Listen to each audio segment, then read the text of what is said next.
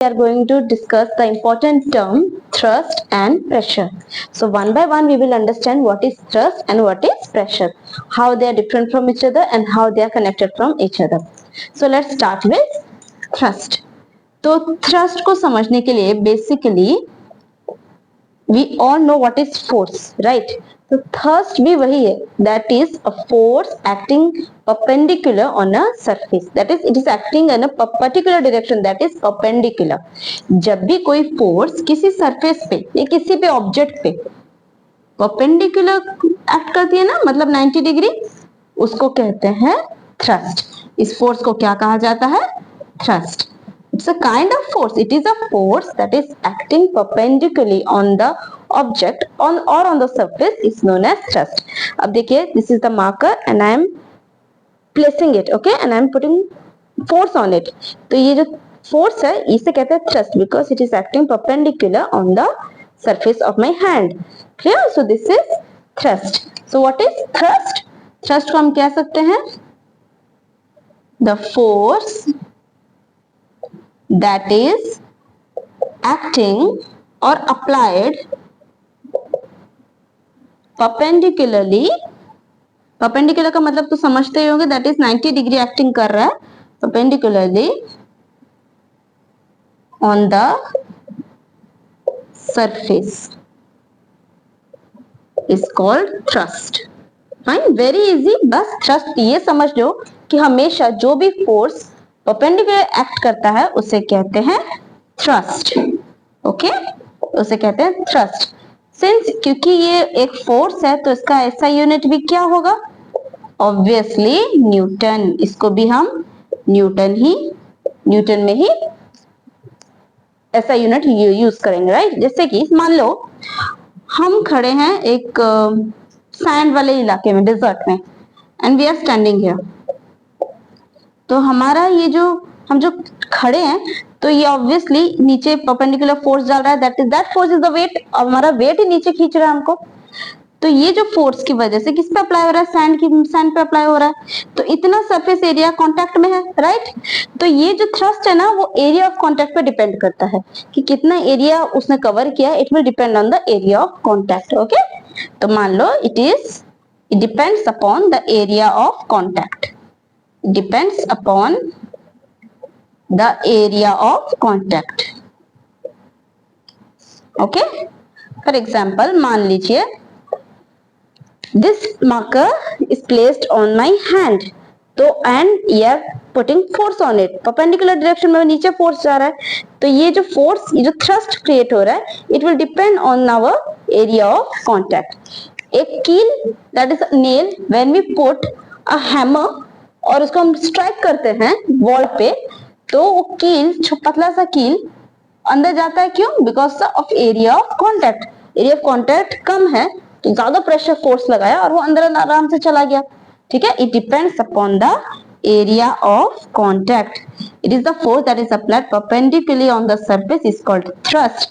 इसका यूनिट भी न्यूटन ही है और ये हमेशा कितना एरिया ऑफ कॉन्टैक्ट है उस पर डिपेंड करता है. ठीक है, so that is thrust. Now what is pressure and how it is related? तो let's start. what is pressure? बहुत इंटरेस्टिंग है, एक ही जैसा कॉन्सेप्ट है, बस प्रेशर में क्या होता है अभी हम समझेंगे. Now what is pressure? Pressure मतलब पहले बात समझ जाइए कि ये एक फ्लोर है, ओके, सैंड फ्लोर है या डेजर्ट ले लो, and a man is standing here. This is the area of contact. उसके फीट जितना एरिया ही ऑब्वियसली वो सैंड पे कवर कर रहा है, तो देख रहा है वो धीरे धीरे धंसता जा रहा है, अंदर घुसते जा रहा है, राइट? बिकॉज क्योंकि इस आदमी का जो वेट है that is mg, that is its weight is the required force. वो फोर्स की तरह काम कर रहा है और वो नीचे नीचे धंसते जा रहा है जितना एरिया ऑफ कॉन्टैक्ट है, राइट? तो ये वेट जो है ये फोर्स ही है. और बोला जाए it is acting in a perpendicular direction, मतलब ये थ्रस्ट है. So एक thrust create हो रहा है which is acting on this area of contact and he is sinking in. वो नीचे नीचे जा रहा है. अगर वही इंसान सो जाता है, ठीक है, तो तब क्या वो धंसेगा? नहीं, वेट तो उतना ही है. that weight and या pressure, sorry या thrust या force सेम ही है, लेकिन अब क्या हुआ? एरिया ऑफ कांटेक्ट बढ़ गया. सेम मैग्नीट्यूड का फोर्स है बट एरिया चेंज हो गया, राइट। पहले एरिया कम था, अभी एरिया ज्यादा हो गया, अब वो नीचे नहीं धस रहा, यानी कि प्रेशर कम है। पहले that man when he was standing, because of the weight he was sinking in and the area of contact was very less, तो वो नीचे नीचे धसते जा रहा था क्योंकि प्रेशर ज्यादा था। हम क्या बोलेंगे, प्रेशर ज्यादा पड़ रहा है। और जब वो सो गया तब प्रेशर नहीं पड़ा। एक और एग्जांपल लेते हैं, जब भी हम कील ठोकने जाते हैं तो आप देखोगे कील के सामने पॉइंटेड होता है, right, this is the pointed and होता है। जो नेल्स होते हैं उनका जो एंड है वो बिल्कुल पॉइंटेड रखा जाता है। व्हाई? बिकॉज वॉल पे इसका एरिया ऑफ कॉन्टैक्ट बहुत कम होगा और तभी हम हथौड़ा लाते हैं और उसको स्ट्राइक करते हैं तो आसानी से घुस जाता है, राइट। हम एक स्ट्राइक करते हैं मतलब हम फोर्स दे रहे हैं उसको परपेंडिकुलर डायरेक्शन में on the surface and it easily pierce into it. वो एक बड़े से दीवार को भी होल करके चले जा रहा है। अगर मैंने इसका एरिया बढ़ा दिया होता, तो अगर कील को दूसरी साइड से मैंने हेड को इस तरफ किया होता और इस तरफ उसका पॉइंटेड एंड होता, तो क्या ये आसानी से घुसता? जबकि सेम थ्रस्ट दिया जा रहा है फिर भी वो घुसता? नो। यहाँ पे एरिया ऑफ कॉन्टैक्ट बढ़ गया तो प्रेशर कम गया। समझ आया? तो यहाँ पे प्रेशर क्या होता है? Pressure is basically the force acting per unit area, और you can say the thrust acting per unit area. एक और एग्जांपल देती हूँ। आप चाकू लीजिए, आप आराम से एप्पल काट सकते हैं या सब्जी काट सकते हैं, बिकॉज चाकू का जो ये है ना एज, नाइफ का जो एज है ये बिल्कुल शार्प होता है, पतला, and it can easily cut an apple or something, but if the edge is blunt, अगर वो थोड़ा चौड़ा होता तो क्या हम आसानी से काट सकते? नहीं। प्रेशर फोर्स तो सेम दे रहे हैं बट फिर भी वो कट नहीं रहा क्योंकि एरिया बढ़ गया। तो we are providing the same force but due to different of area the pressure differs. यहाँ प्रेशर बदल जाते हैं। तो प्रेशर क्या होता है? हम जब फोर्स देते हैं किसी भी ऑब्जेक्ट पे perpendicularly, that is a thrust acting per unit area, that is known as pressure. Okay, that pressure मतलब क्या होता है? The force acting per unit area is called pressure. अब फोर्स बोलिए कि प्रेशर बोलिए सेम ही चीज है, ओके, क्योंकि फोर्स प्रेशर फोर्स बोलिए या थ्रस्ट बोलिए ये सेम ही चीज है। बिकॉज थ्रस्ट क्या होता है? That it is also a force that is acting perpendicularly. Okay, so pressure, तो हम क्या बोलते हैं? प्रेशर ज्यादा दे दिया, प्रेशर कम दे दिया। Pressure is force acting per unit area. Also you can write thrust. Thrust is also a force that is acting perpendicularly on the surface of the object per unit area.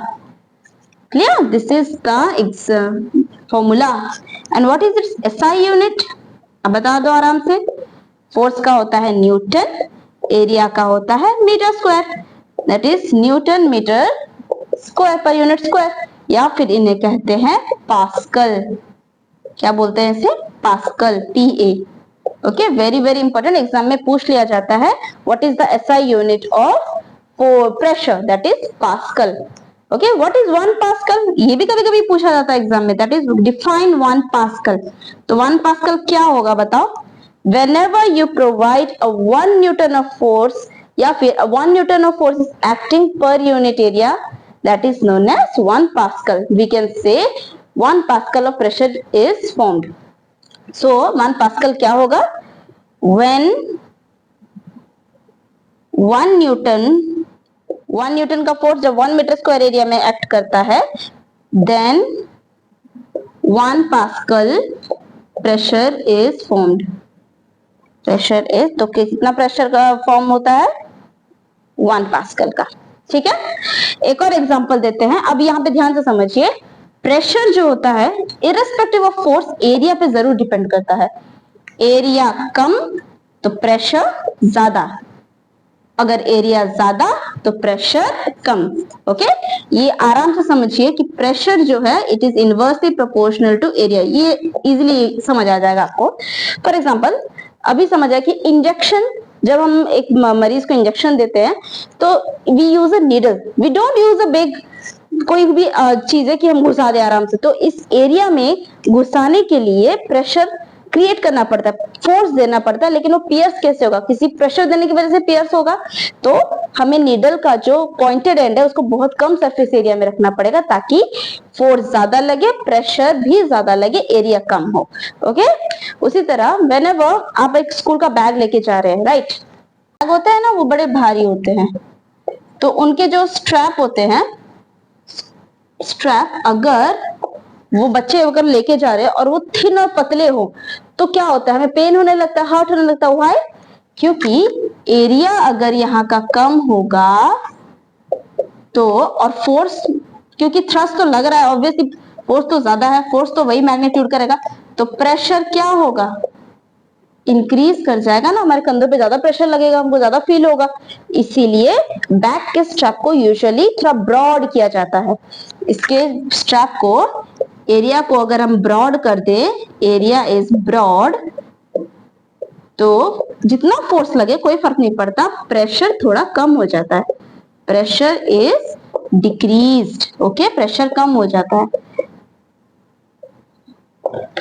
Fine, इसीलिए जब एक इंसान desert में खड़ा है, he will feel that he is sinking. Why? Because उसके feet का area of contact, उसके फीट का एरिया कम है, तो वो सिंकिंग जैसा फील हो रहा है, प्रेशर ज्यादा लग रहा है। ओके, क्योंकि फोर्स तो नीचे काम कर रहा है और एरिया ऑफ कॉन्टैक्ट जो है वो कम है, एरिया कम है, एरिया कम है तो प्रेशर ज्यादा है। अगर वही इंसान सो जाए तो एरिया इंक्रीज कर गया ना, same magnitude of force but area increase कर गया तो प्रेशर कम जाता है। Okay, it is important to understand where the area and pressure are inversely proportional to each other, and force चाहे मैग्नीट्यूड उसका सेम लगे बट अगर हम एरिया चेंज कर दें तो प्रेशर भी बदल जाता है। Clear? So it is important to understand that thrust is the perpendicular force acting on the surface of a body. Clear? And its SI Newton is Newton. Similarly, in pressure, that is, it is the force acting per unit area, that is pressure, and its SI unit is Pascal. Okay, in the next class we will come up with more examples and numericals to clearly understand what is pressure and thrust, and we will do some more questions regarding this. Okay, that's all for today, and for any doubt please put in the comment box and we will come up with the solution for sure. And thanks for watching our video. See you in the next video, and please don't forget to subscribe our channel.